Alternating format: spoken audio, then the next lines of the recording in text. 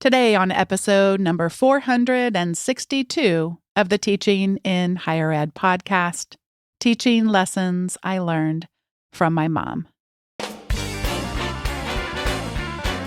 Welcome to this episode of Teaching in Higher Ed. I'm Bonni, and this is the space where we explore the art and science of being more effective at facilitating learning. We also share ways to improve our productivity approaches so we can have more peace in our lives and be even more present for our students.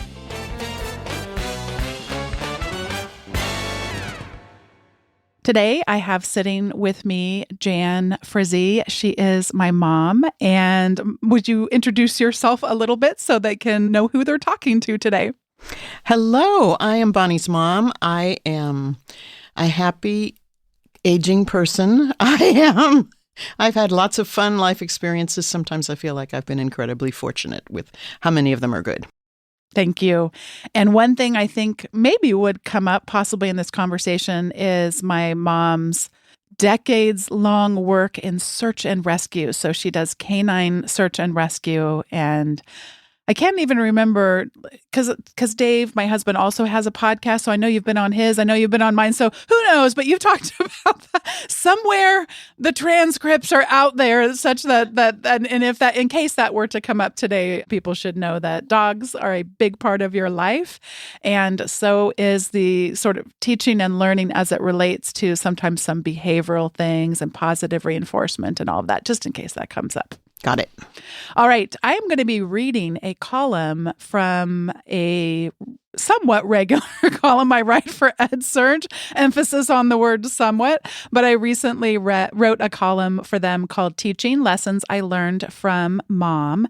And my mom, Jan, has not heard this yet. So as you are hearing it, dear listener, she is also hearing these words.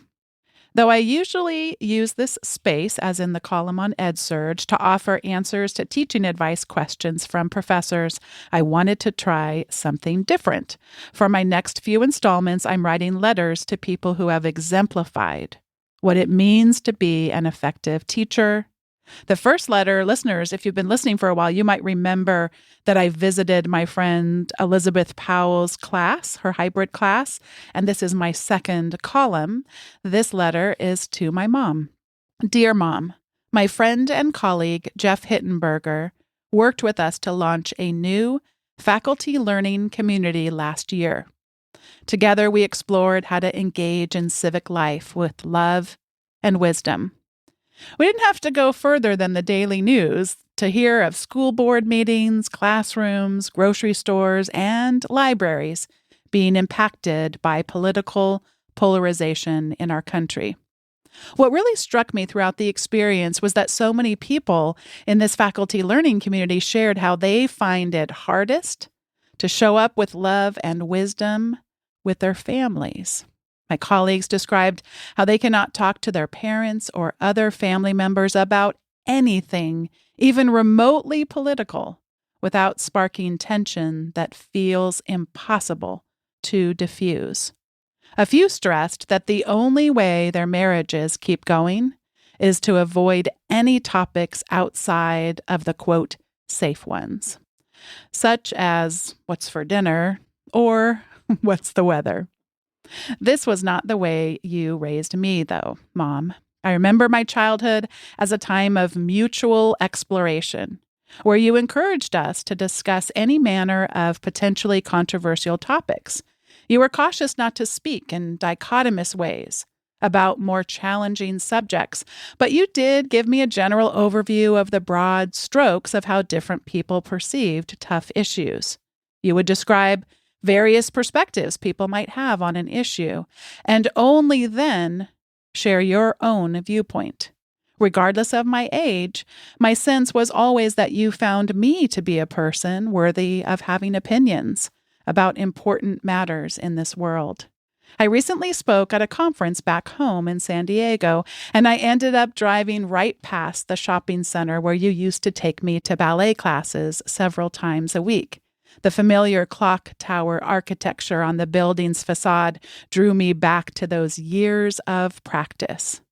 You made it possible for my life to be shaped by dance, yet not in a way that put me directly in the center, the way it is for so many children today.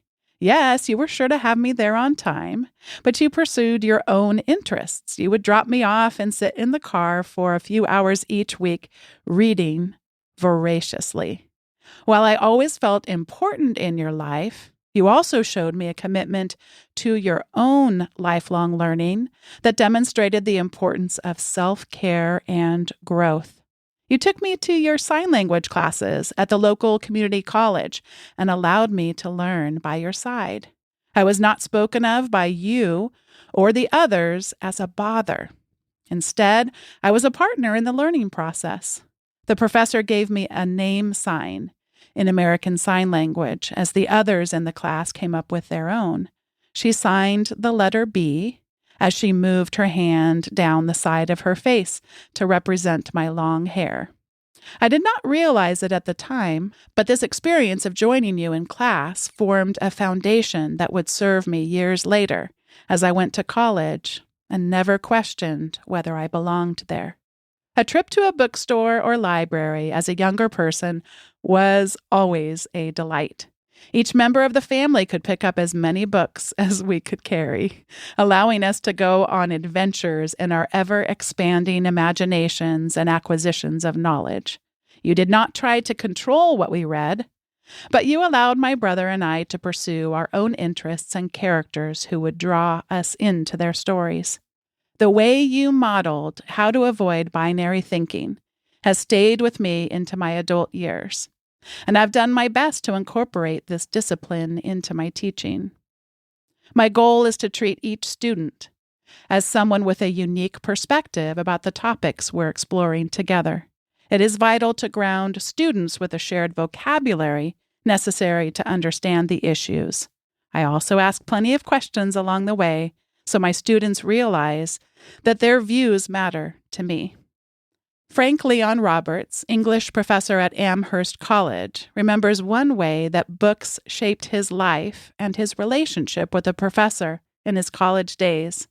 His former professor gave books away to students who visited during office hours.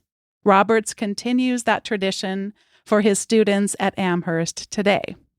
As Roberts shared in a 2022 tweet, quote, "My rule, any student who comes to my office hours can keep any book on my shelf that they like. All they need to do is ask." I have a prof who used to do this back in college, and I've always remembered how special it made the student-teacher relationship.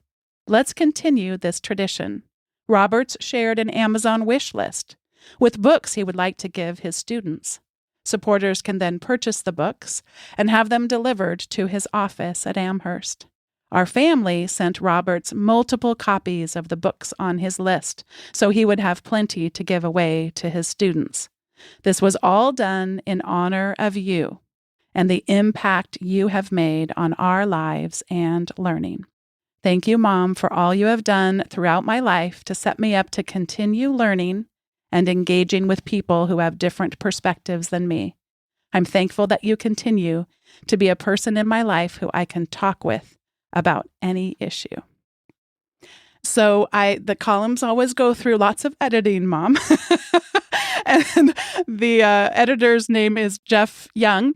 And so one of the things he asked me about in reading it, I don't know if you remember early in the column, I say something about you reading voraciously while I'm in the ballet lesson. He said, could you please clarify what kinds of things that she would read? You don't have to do that. Like the piece stands on its own, but I'd really be interested as a reader. And I tried, and I tried, and I tried, and I could, I was like, well, that's 14 columns right there. So I'm here to ask you the ever hard question. Mom, what did you read growing up? And maybe that some of that still carries through today. Well, when you were growing up, I think, for one thing, I was hooked on some of those series that I love. Some of them were historical. I consider them historical mystery books, but they also had probably some romance thrown in there also. But I bought them all, and they're still on the shelves at home. I'm going to have to give them up because I don't think I'm going to reread them, but I'll try first to see if I want to. We'll see what happens. So this is sort of embarrassing because I mentioned in there that Dave and the kids and I, we bought these books to send in your honor to this professor. And that was supposed to be one of your Christmas presents. And that was Christmas of 2022. And let's just say we are well into 2023. So Merry Christmas, question mark. Still greatly appreciated, though. That's the best. Yes. That's the best you could do. I love that. The funny thing is that then also Dave, I think unbeknownst, we sort of were like ships crossing in the night because he also bought books in my honor. Professors just getting boxes of books. Like, who are these people? And where did they come Book from? nuts. We love them. Yes. So one thing that we see throughout the column is just you regularly in all these different contexts, whether it was ballet class, I'm not the center of attention, where you want to see my every footstep. I mean, like that you modeled for me that richness of autonomy and agency. And then even with the real controversial topics, you really modeled a lot of things for me. And I'm curious how much was intentional as a parent and ergo a teacher, and how much of it do you think came naturally to you? That's a really hard question. I think some of it came naturally to me, but I also remember thinking at the time that some of the things that we used to make sure little girls got to do and we didn't care if little boys got to do it, like ballet, for example, were things that one also had to be careful of because there were dangers inherent also in pushing your child to do something maybe they didn't really want to do, or to take on parts of, or to wreck your feet, which was another issue. I felt really bad that maybe because of the foot injuries you ended up with. But you had a joy and you knew your own mind very early. Yes, I want to do this. No, I don't want to do this. So if you didn't want to do it, we weren't doing it. I'm not entirely sure you can keep chastising yourself for the ballet because it feels like I got more good than bad. And I might have had foot issues even without all of that. Yeah, well, that's true. But I do still think that it's something to think about, and it's in a way something that has changed about the world, because I don't think every family is making those sorts of mistakes anymore. I'm not saying no child should ever take dance, but I think it's more open now. Mm-hmm. Like at the time, I think your brother wanted to take dance, and I kind of said, let's think about that, because I didn't know how that was going to fit into his life and so on and so forth. How about basketball? Do you know what I mean? It was sort of a sexist thing on my part, and that's something that I would want to change if I could, but I also know that you knew your own mind and your brother knew his own mind. You were very different people, but I think you both seized the opportunity to do what you really wanted to do, and that was good. So this might be a little bit of an awkward transition for listeners because I'm going to share a little bit about the sponsor for today's episode, but our recommendation segment is going to be a little bit longer than it often is because we have some sad, happy, relieving, all the mixed up feelings, at least for me, news to share, and then some things to recommend. So I'm going to just briefly share about today's sponsor, and today's sponsor is Text Expander. And listeners who have heard this show for a while know that they have sponsored for longer than anyone else, and it is often the very first or close to the first things I install on a new computer or new device. Without Text Expander, I would feel like it wasn't a normal working computer. And what Text Expander does is you type in a few characters that are super easy to remember because you set them up, and then they expand to a longer series of text or something that's harder for you to remember, like a phone number these days, my goodness gracious. Or for me, the show notes, I can type in the variables like the episode number and the guest, but it has all the other static text that it'll put in there. And I've had some fun email exchanges with John E. Wagner. And I, on a recent show, talked about something he did, and he wrote back and said, oh my gosh, I want to share one more thing that Text Expander does for me. And it helps him learn names at the start of his semester. He writes, like many, I have a single file that has all the students' names and pictures. I assign this to a Text Expander snippet, like ZCHE224. At the beginning of the semester, when the students are taking a quiz or they're otherwise engaged with something else, I can pull up the pictures quickly and compare the pictures to the students in front of me. This extra step of connecting the student to the picture helps a lot, and Text Expander makes it so I don't have to dig through my computer files to find the picture file. One more comment on the Greek letters, because if anybody's been listening for a while, he talked about how you could set up Greek letters or other mathematical symbols. So he says, because you can set up Word to have shortcuts, but they don't work on other online programs and other apps like Text Expander does. So Text Expander, no matter where your cursor is floating, it works. So if you set up something like that in Word, it's only going to work in Word. But Text Expander is wherever you can type in text, it's going to allow you to use anything that you've programmed in there. And I just want to thank you, John Wagner, for sharing this, because you actually helped me sort of reimagine even more how I can use Text Expander. I'm co-writing a book chapter with Mahat Bali, and I started to realize that we're having our weekly calls right now, that every time it would take me a while to get set up, I'd go to Google Docs, and then where was that folder again? And then where's the actual document within the folder that we're writing in? And I just set up Text Expander snippets that I can easily open up the folder for our conversation in case I need to access any of the articles or resources. I can quickly open up the page that we actually are going to be co-authoring on. And you've just, John, once again, thank you for these additional ways that I can make use of Text Expander. And thanks to Text Expander, once again, for this long-time sponsorship. If you head over to textexpander.com/podcasts, you can get a great deal for listeners from Text Expander and try it out for yourself. I highly recommend it. Thanks once again to Text Expander for sponsoring today's episode. Well, Mom, this is the time in the show where we each get to share our recommendations. And my first recommendation is to have the conversations, have the hard conversations. And I'd like to read a Twitter thread that I wrote on March 22nd, 2023. I found out this morning that my Aunt Judy died last night. It's always been hard for me to talk about since she has had advanced Alzheimer's for so many years. And it's been hard for me to wrestle with the meaning of the last parts of her life. My mom would tell me that it would be just like Aunt Judy to want to be of use, even in those final years, to provide a job to the people who worked in the care home where she lived. It was hard for me to reconcile all of that in my mind, and still is. This morning, Dan Green shared a poem here on Twitter that I had never read until just a few moments ago. Marge Pierce's To Be of Use. And Mom, I'm going to read the poem now from Marge Pierce, To Be of Use.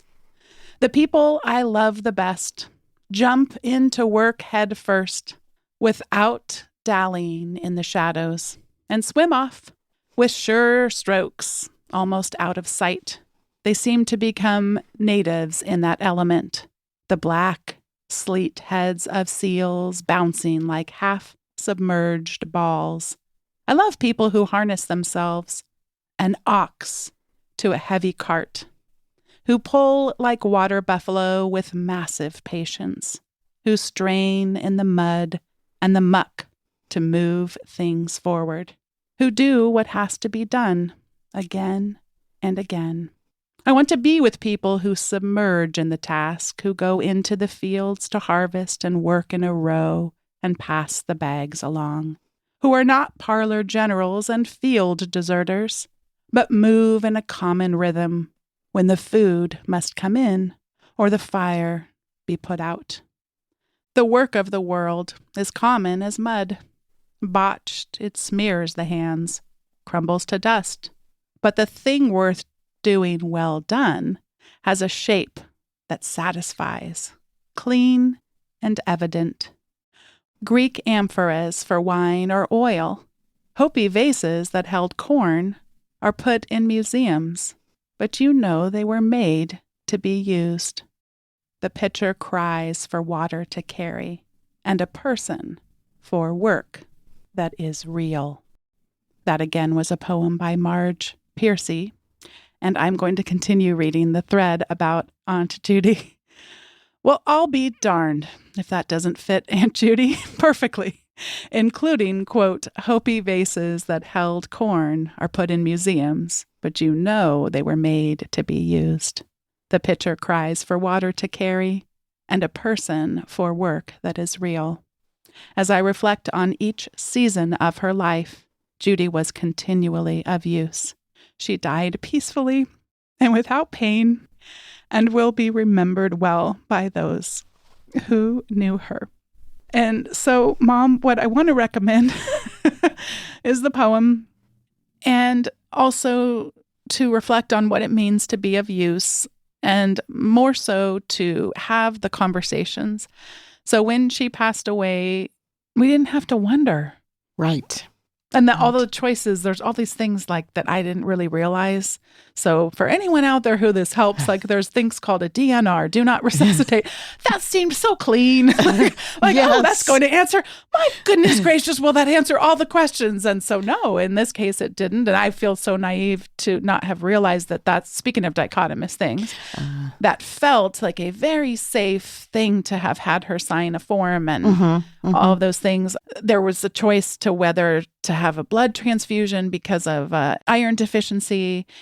And so there were a few, not a ridiculous amount, but a few decisions that you and Dave, but it didn't feel hard because No. we had those hard conversations Right. over many years. And she was also the kind of person who would tell you exactly what she, Yes, she was. what she wanted Yes. and thought. But I Right. just love that you and I have had the hard conversations, and it just feels like such a better way to go through life, even though they feel, especially at first, they feel scary. And oh my gosh, we're not supposed to talk about this stuff. Right. And I'm just so glad that we have, and I'm glad that we had the gift that it was to have had those conversations with her. So I don't know if there's anything else you want to tell people during my section about having those conversations, like if there's anything that you would recommend, like. No, but you're absolutely correct. You do want to have the conversations, but also they're not going to be perfect. And you are going to feel sad in the middle of when you're talking about it. And so that doesn't mean that you can't continue and have the conversation. It just means you're an actual person. You exist.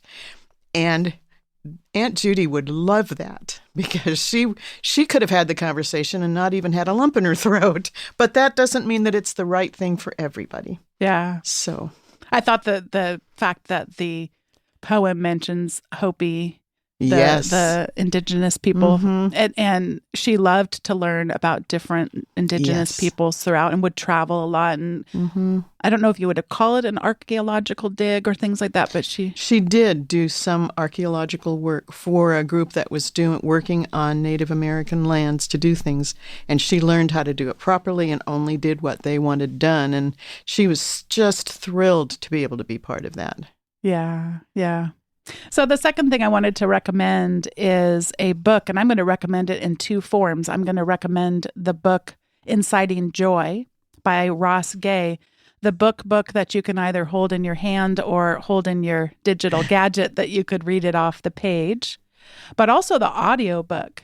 The audiobook is great. He reads it aloud. He's the narrator of his own book, and it's an absolute moving, sometimes funny, sometimes tear-jerking, raw book. And I'm just going to recommend both. I mostly listened to the audiobook just because I got so captivated by his voice and the way he would read his own words. But I also did enjoy that I had his words to go read more. So I'm just going to read two quotes from Ross Gay's Inciting Joy essays, and then I'm going to pass it over to you to recommend whatever you want to share. So the first quote: "What would happen if we acknowledged that none of this is privilege, but rather it is as it should and could be?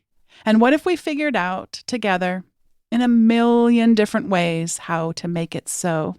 Or, to say it another way, rather than cursing the darkness, what if we planted some seeds?"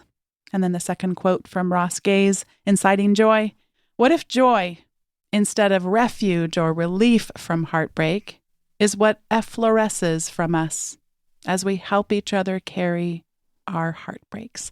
And yes, listeners, if you're a close listener, you know that I read those quotes on a past episode when I was recommending an interview with Ross Gay about his book, but they are nourishing for my soul. And especially this last one, you were just talking about, Mom, like we're getting all teary-eyed about Aunt Judy, and yet there's a joy in it, a peace, a way of nature, and that I know she wouldn't want us to like be in agony. I'm sure she would be telling us to lighten up.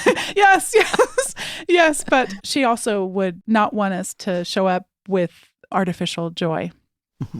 So, Very true. I'm going to pass it over to you to whatever you'd like to recommend.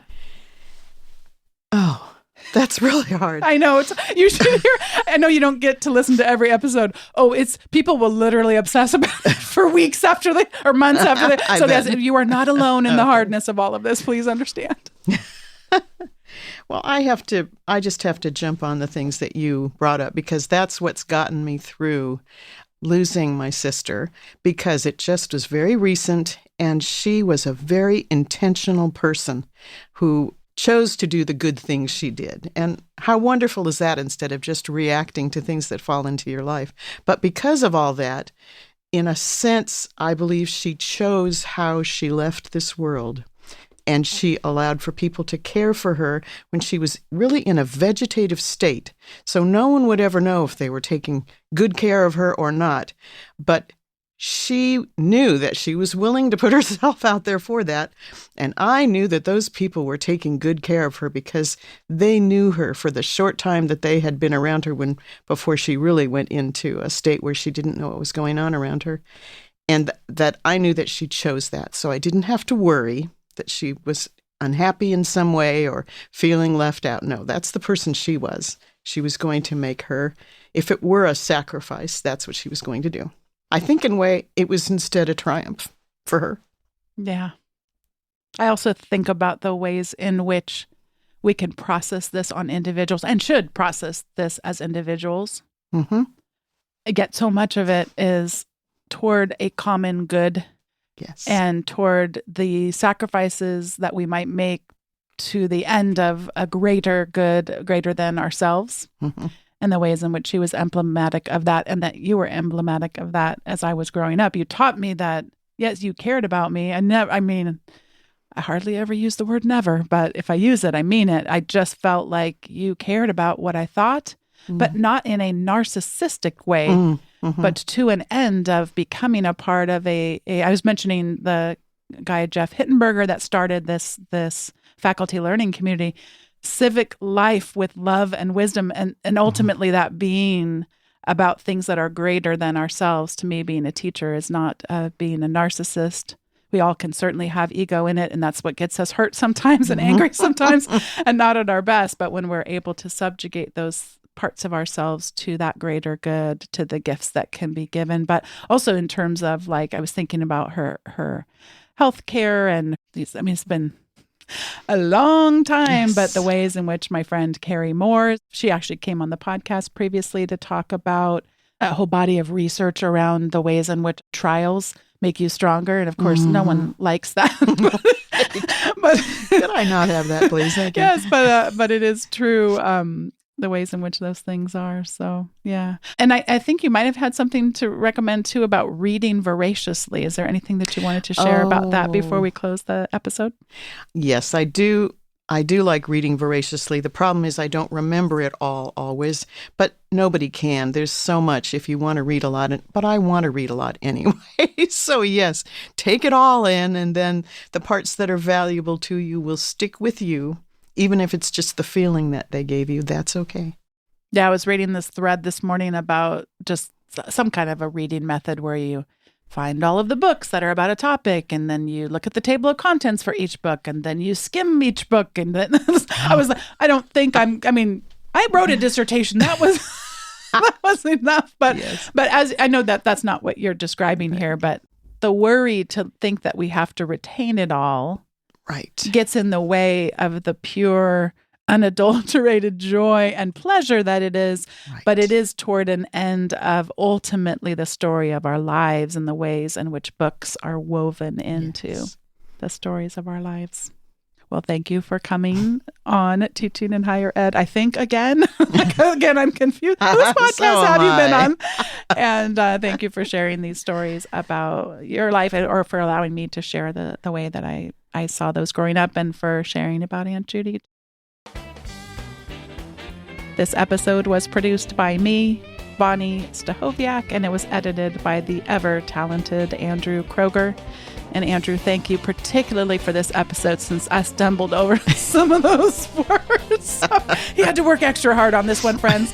Thanks also to Sierra Smith for the amazing podcast production support. And thanks to all of you for listening. If you have yet to sign up for the weekly emails from Teaching in Higher Ed, I highly suggest it. This one will have the link to the article that I read today, and it also will have other good links, including our recommendations. So head on over to teachinginhighered.com/subscribe. Thanks once again for listening, and we'll see you next time.